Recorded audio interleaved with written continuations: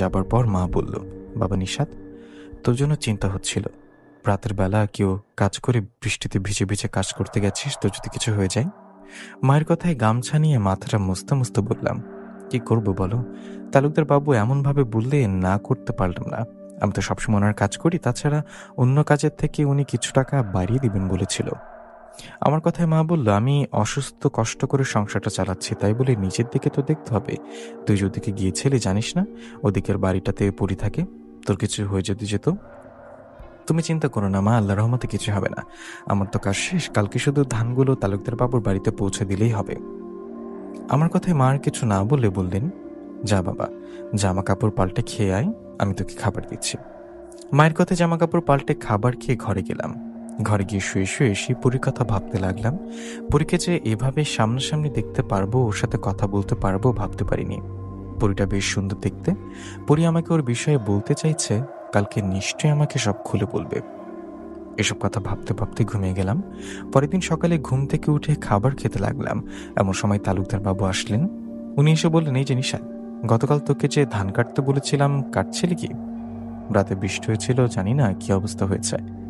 ওনার কথায় আমি খেতে খেতে বললাম, ধান তো কাটছি তালুকদার বাবু, ধান কেটে রাস্তায় রাখছে, এই তো খাবার খেয়ে আপনার ধানগুলো পৌঁছে দেব। আমার কথায় তালুকদার বাবু বললেন, শুনে ভালো লাগলো, ঠিক আছে, আমি তাহলে বাড়িতে গিয়ে গরুর গাড়ি পাঠিয়ে দিই, তুই ধানগুলো গরুর গাড়ি করে আমার বাড়িতে নিয়ে আসিস। কথাটা বলে তালুকদার বাবু চলে গেলেন। এদিকে আমি খাবার খেয়ে চলে গেলাম তালুকদার বাবু ধানের জমির কাছে। ওখানে গিয়ে ওনার পাঠানো গরুর গাড়িগুলো করে ধানগুলো পৌঁছে দিলাম।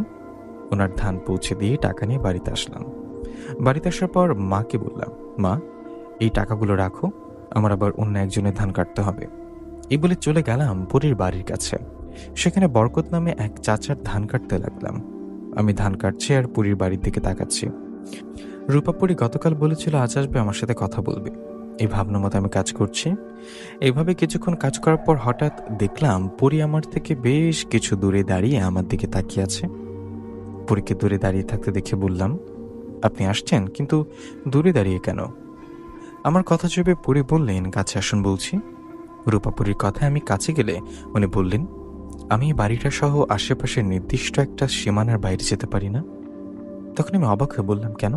আমি তো শুনেছি জিনপরীরা সবখানে যেতে পারে, বাতাসে মিশে চলে। আমার কথা জবাবে পরী বললেন, তা তো পারে।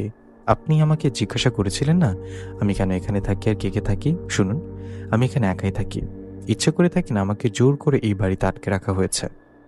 কি? আপনাকে কে আটকে রাখছে? আমার কথায় রূপাপুরী মন খারাপ করে বললেন, আমাকে এখানে বন্দি করে রাখছে একজন কবিরাজ। সে কবিরাজের বাড়ি পাশের গ্রামে। আজ থেকে কয়েক বছর আগে সেই কবিরাজ আমাকে বন্দি করে ফেলে। আমাকে বন্দি করে তার গোলাম বানিয়ে রাখতে চায়, কিন্তু আমি কবিরাজের গোলাম হয়ে থাকতে চাইনি বলে কবিরাজ অনেক কষ্ট দেয় আমাকে। এদিকে আমি কবিরাজের কাছে বন্দি, সেজন্য আমার মা বাবা আসে আমাকে মুক্ত করতে। আমার মা বাবা এসেও কোনো লাভ হয়নি। কবিরাজ আমার মা বাবাকে মেরে ফেলে। আমার মা বাবাকে মেরে ফেলার পর ওই কবিরাজ আমাকে এই বাড়িতে বন্দি করে রাখে। এই বাড়ির মালিক বাড়িতে আসেন আজ কয়েক বছর হলো। সে থেকে আমি এখানে বন্দি। আমি এই বাড়ি ও আশেপাশের নির্দিষ্ট একটা এরিয়ার বাইরে যেতে পারি না। রূপাপুরীর কথায় আমার মন অনেক খারাপ হয়। আমি তখন বলি, আপনাকে কি মুক্ত করার কোনো উপায় নেই? তখন রূপাপুরী মন খারাপ করে বললেন, হ্যাঁ আছে। আমি যে বাড়িতে বন্দি আছি, এই বাড়িতে 3 দিকে 3টা তাবিজ পুঁতে রাখা আছে মাটির নিচে। এই 3টা তাবিজ তুলে ফেললে আমি মুক্ত হব। রূপাপুরীর কথায় আমার কেন জানি মায়া হলো। আমি তখন বলে উঠলাম, তাহলে তাই করি, আমি তাবিজ তুলে আপনাকে মুক্ত করে দিই। আমার এরকম কথায় রূপাপুরী একটু হেসে বলল, সত্যি সত্যি আপনি আমাকে মুক্ত করে দিবেন? কিন্তু আমাকে মুক্ত করা যে এতটাও সহজ না। আমাকে যে 3টা তাবিজ পুঁতে রেখে বন্দি করা হয়েছে, এই 3টা তাবিজ যখন তখন তুলে ফেলা হবে না। যখন আজান হবে তখন তুলতে হবে।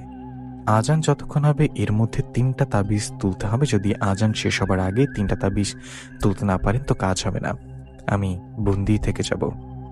পরীর কথা একটু চিন্তিত হয়ে বললাম, ইনশাল্লাহ আমি পারবো। আমাকে কখনই কাজ করতে হবে, আর তাবিজগুলো কোথায় কোথায় রাখা আমাকে দেখিয়ে দিন। আমার কথায় পরী বললেন, আসুন।